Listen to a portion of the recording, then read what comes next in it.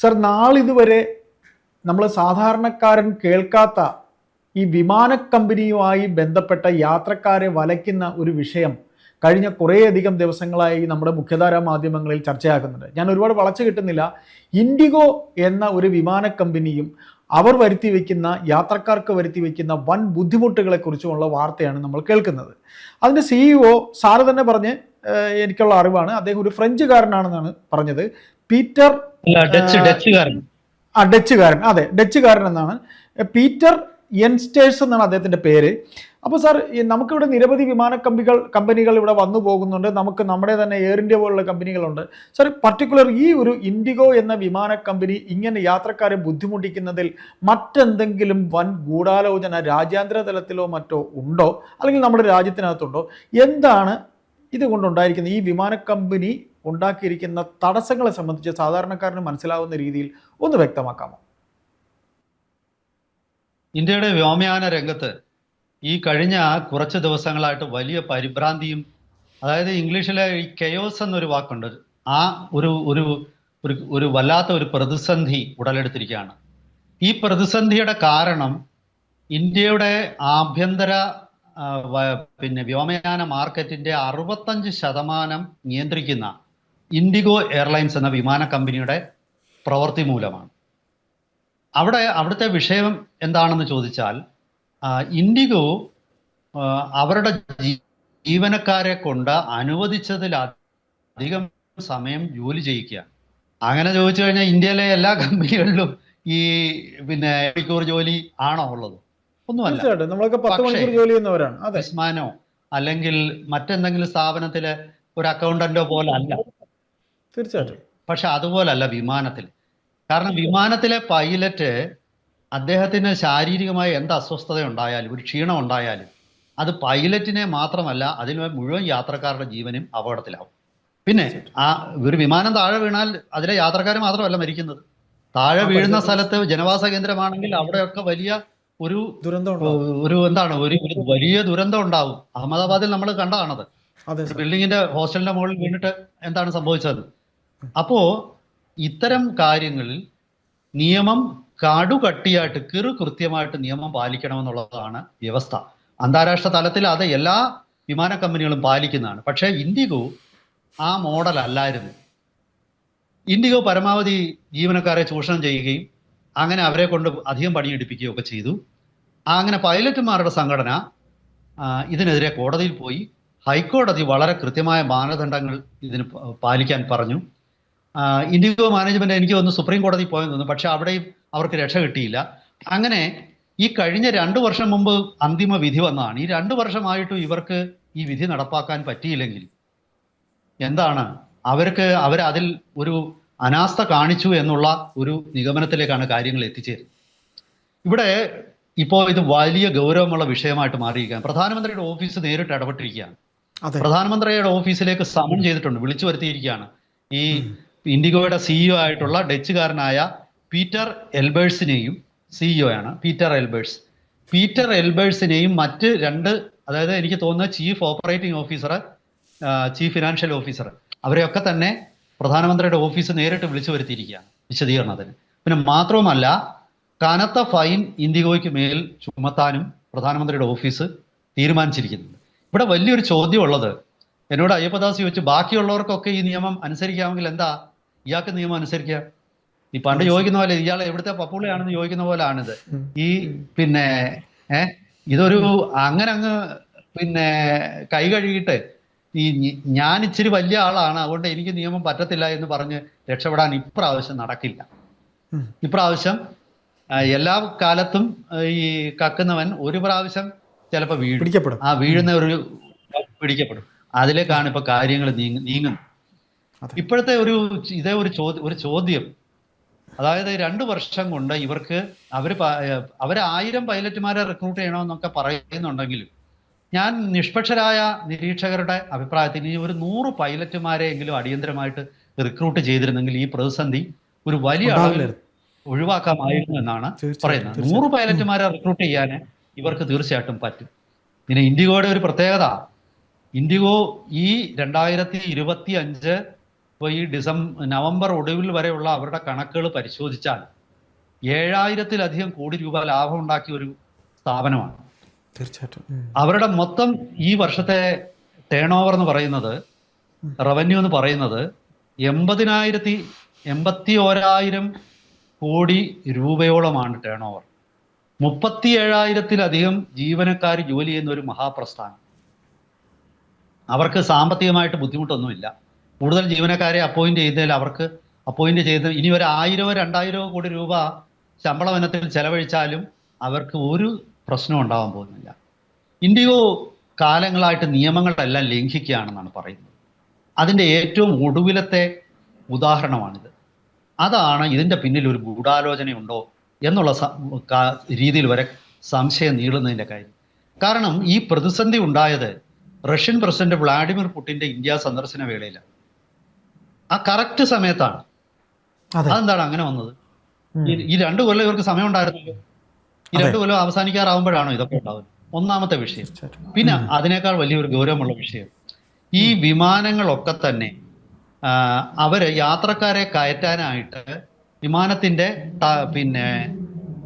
റാമ്പെന്ന് പറയും, ഏപ്രൺ എന്നൊക്കെ പറയുന്ന ഒരു സ്ഥലമുണ്ട്. ഇപ്പൊ നമുക്കറിയാം, നമ്മൾ വിമാനത്തെ കയറാൻ വേണ്ടിയിട്ട് വിമാനം കൊണ്ട് പാർക്ക് ചെയ്തിരിക്കും. അത് ചിലര് പറയും ടാർമാക്ക് എന്ന് പറയും. ടാർമാക്ക് എന്ന് പറയുന്ന യഥാർത്ഥത്തിൽ അവിടെ പൂശിയിരിക്കുന്ന ഒരു കോൺക്രീറ്റിനാണ്. അപ്പം ആ സ്ഥലത്തിന് പേര് പറയുന്ന ഏപ്രോൺ എന്നാണ്. ആ ഏപ്രോണിൽ വിമാനം കൊണ്ടിട്ടിട്ട് പിന്നെ പൈലറ്റ് വന്നില്ല. പിന്നെ പൈലറ്റിനെ കാണാനില്ല, ജീവനക്കാരെ കാണാനില്ല.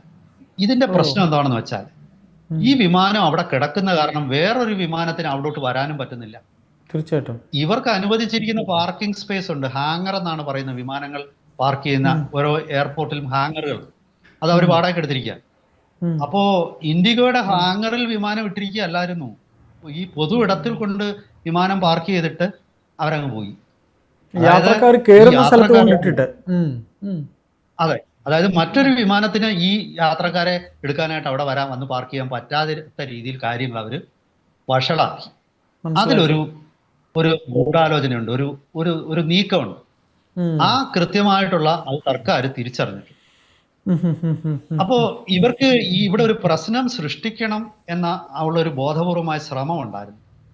അതായത് അവർക്കറിയാം തദ്ദേശീയമായിട്ട് ഈ യാത്രക്കാർക്ക് ഒരു പരിഭ്രാന്തിയും പിന്നെ അതുപോലെ യാത്രകൾ മുടങ്ങുകയൊക്കെ ചെയ്തു കഴിഞ്ഞാൽ ഒടുവിൽ അത് ജനരോഷം സർക്കാരിന് നേരെ തിരിയുമെന്ന് അവർക്കറിയാം. അങ്ങനെ തിരിക്കാൻ വേണ്ടി ചെയ്ത ഒരു പരിപാടിയാണ്. അതിന് ഗവൺമെന്റ് ഓഫ് ഇന്ത്യ ഇനി വഴങ്ങില്ല എന്നാണ് പുറത്തു വരുന്ന സൂചന. കർശനമായ നടപടി ഇപ്രാവശ്യമുണ്ട്. അപ്പൊ ഇവര് എപ്പോഴും അവര് വലിയ സ്വാധീന ശേഷിയുള്ള ഒരു ഗ്രൂപ്പാണ്. അപ്പം ഇതിന്റെ ഓണർമാര് രാഹുൽ ഭാട്ടിയ, രാകേഷ് ഗാംഗ്വാൾ എന്നിങ്ങനെ 2 പേരാണ്. ഇന്റർഗ്ലോബ് എന്റർപ്രൈസസ് എന്ന് പറയുന്ന രാഹുൽ ഭാട്ടിയയുടെ ഡൽഹിയിലെ ഒരു ചെറിയ ട്രാവൽ ഏജൻസി നടത്തിയിരുന്ന ആള് 2005 ഒരു ഡൊമസ്റ്റിക് ഫ്ലൈറ്റ് തുടങ്ങി, ഒരൊറ്റ വിമാനം വാടകയ്ക്ക് എടുത്ത് തുടങ്ങിയ, അതും വെറും 20 കൊല്ലം കൊണ്ട് അദ്ദേഹത്തിന്റെ ഇപ്പോഴത്തെ ആസ്തി $10 ബില്യൺ ഈ രാഹുൽ ഭാട്ടിയയുടെ. അപ്പൊ ഒന്ന് ആലോചിച്ച് നോക്കിയാ വളർച്ചയുടെ ഗതിവേഗം. അയ്യപ്പദാസിന് മനസ്സിലായല്ലോ അത്. ഒരൊറ്റ ഒരു വിമാനം വാടകയ്ക്കെടുത്ത് ചെയ്ത ആളാണ് ഒരു കമ്പനി. എത്ര വിമാനങ്ങൾ സ്വന്തമായി ഉണ്ടായി? 400-ലധികം വിമാനങ്ങൾ സ്വന്തമായിട്ടുണ്ട്. അതെ. അല്ല, ഡൊമസ്റ്റിക്കിൽ ഏറ്റവും കൂടുതൽ സർവീസ് നടത്തുന്ന ഒരു 65% മാർക്കറ്റ് ഷെയർ ആണ്. അതായത് ഒരു ദിവസം അവർ ഓപ്പറേറ്റ് ചെയ്യുന്ന ഫ്ലൈറ്റുകൾ 2700 ഫ്ലൈറ്റ് വരെ ഒരു ദിവസം ഓപ്പറേറ്റ് ചെയ്യുന്നു. തീർച്ചയായിട്ടും 137 ഡെസ്റ്റിനേഷനിലാണ് ഓപ്പറേഷൻ. അതിൽ 94 ഡൊമസ്റ്റിക് ഡെസ്റ്റിനേഷന്, 42 വിദേശ ഡൊമസ്റ്റിക് സർവീസ് അവരാണെന്ന് തോന്നുന്നു, അല്ലേ സാർ? അതെ, അതാണ് ഞാൻ പറഞ്ഞത്. 65% മാർക്കറ്റ് അവരുടെ കയ്യിലാണ് ഡൊമസ്റ്റിക്കില്. പിന്നെ ഇവര് വലിയ ഒരു തന്ത്രവും ബുദ്ധിയും കാണിച്ചിരുന്നു. അതായത് ഇവിടെ ഇത്രയും വിഷയം ഉണ്ടായപ്പോഴും അവരുടെ ഒറ്റ വിദേശ ഫ്ലൈറ്റ് അഫക്റ്റഡ് ആയിട്ടില്ല. മനസ്സിലായോ? ഈ തദ്ദേശീയ ഡൊമസ്റ്റിക് ഫ്ലൈറ്റ് മാത്രമാണ് ഈ തടസ്സപ്പെട്ടത്. വളരെ മോശം പെരുമാറ്റം ഉണ്ടാക്കിയത്. അതെന്തുകൊണ്ടാണ്? ഈ വിദേശ ഫ്ലൈറ്റ് മാർക്കറ്റ് പോയി കഴിഞ്ഞാൽ ഉടനെ മറ്റ് ഏതെങ്കിലും വിമാന കമ്പനികൾക്ക് അങ്ങനെ ബിസിനസ് കളയാൻ അവർ ആഗ്രഹിച്ചില്ല. അതായത് അവരുടെ ആ. കൈവശമുള്ള ഏറ്റവും വരുമാനമുള്ള റൂട്ടുകളിൽ ഒരു പ്രതിസന്ധിയും ഉണ്ടാകാതെ അവർ അവരുണ്ടാക്കിയില്ല. ശ്രദ്ധിച്ചു. മനസ്സിലായി. ശ്രദ്ധിച്ചിട്ട് ഉം. ആ, തദ്ദേശീയമായിട്ടുള്ള ഡൊമസ്റ്റിക് റൂട്ടുകളിൽ പ്രശ്നമുണ്ടായി. അപ്പം ഇത് സർക്കാരിനെതിരെ നടന്ന ഗൂഢാലോചനയായിട്ടാണ് പ്രധാനമന്ത്രിയുടെ ഓഫീസ് വിലയിരുത്തുന്നത്. ഇതിന്റെ സമയം ഞാൻ ഈ പറഞ്ഞ പോലെ പുടിൻ വരുന്ന സമയം, വിമാനങ്ങൾ പാർക്ക് ചെയ്ത രീതി, ഡൊമസ്റ്റിക് ഫ്ലൈറ്റ് മാത്രം പിന്നെ തടസ്സപ്പെട്ടത്, അങ്ങനെ വിവിധ ഘടകങ്ങൾ പരിഗണിക്കുമ്പോൾ ഇതിന്റെ പിന്നിൽ ഒരു ഗൂഢാലോചനയുണ്ട് എന്നുള്ള നിഗമനത്തിലാണ് സർക്കാർ. സ്വാഭാവികമായിട്ടും സർക്കാർ ഇതിനകത്തിൽ അതീവ കർശനമായ നടപടികളിലേക്ക് പോവുകയാണ്. ഇതിനിടയ്ക്ക് ഒരുപാട് ആരോപണങ്ങൾ വേറെ വരുന്നുണ്ട്. വേറെ വരുന്നുണ്ട് സാർ. ഈ മറ്റ് കമ്പനികൾ ആകാശക്കൊള്ള നടത്തുന്നു എന്നൊരു ഭയങ്കരമായ ഇതുണ്ട് സാർ. അതുകൂടെ സാർ ഒന്ന് പറയണം. അല്ല, ഇന്നിപ്പം കേന്ദ്ര സർക്കാർ പരിധി നിശ്ചയിച്ചു. അതായത് ഇപ്പം ഇന്നലെ ഞാൻ 2 ദിവസം മുമ്പ് ഡൽഹിക്ക് ഒരു ഫ്ലൈറ്റ് ബുക്ക് ചെയ്യാൻ നോക്കുമ്പോൾ പലരും പറഞ്ഞു 50,000 രൂപ വരെ, തിരുവനന്തപുരത്ത് നിന്ന് 50,000 രൂപ വരെ ഡൽഹിയിലേക്ക് ചാർജ് ചെയ്യുന്ന സ്ഥിതി. 10,000 രൂപ എങ്ങാണ്ടാണ് യഥാർത്ഥ ചാർജ് അല്ലേ സാർ?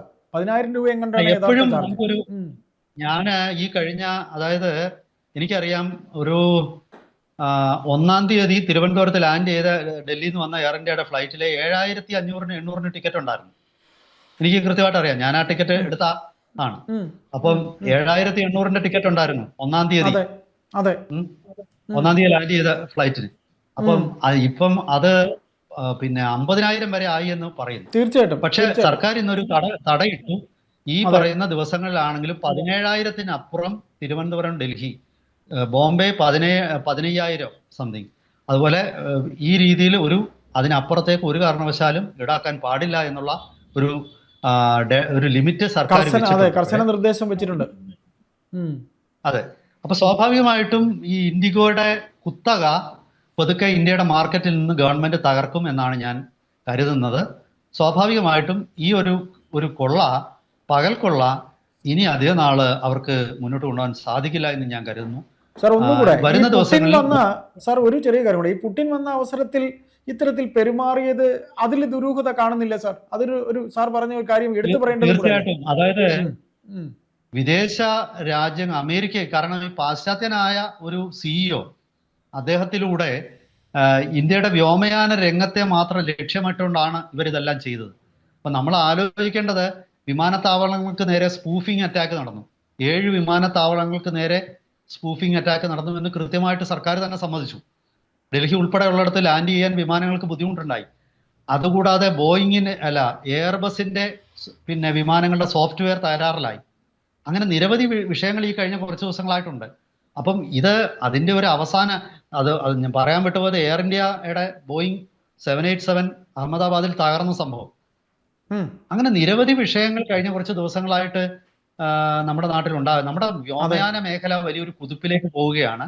ആ കുതിപ്പ് തൽക്കാലം വേണ്ട, നിങ്ങളെ ഒന്ന് ഞങ്ങളുടെ പരിധിയിൽ നിൽക്കണം, ഞങ്ങളുടെ വിമാനങ്ങൾ വാങ്ങണം, ഞങ്ങളുടെ എഞ്ചിൻ വാങ്ങണം എന്നൊക്കെയുള്ള ആരുടെയോ ഗൂഢലക്ഷ്യമാണോ ഇതിന്റെ പിന്നിൽ എന്ന് ന്യായമായിട്ട് സംശയിക്കാനുള്ള തെളിവുകൾ ഇപ്പോഴുണ്ട്. അതാണ് എനിക്ക് തോന്നുന്നത്. എന്തായാലും വരും ദിവസങ്ങളിൽ കൂടുതൽ ഇതുമായിട്ട് സംബന്ധിച്ച ഡീറ്റെയിൽസ് വരുമ്പോൾ നമുക്ക് തീർച്ചയായിട്ടും അത് പ്രേക്ഷകരുമായിട്ട് പങ്കുവെക്കാം.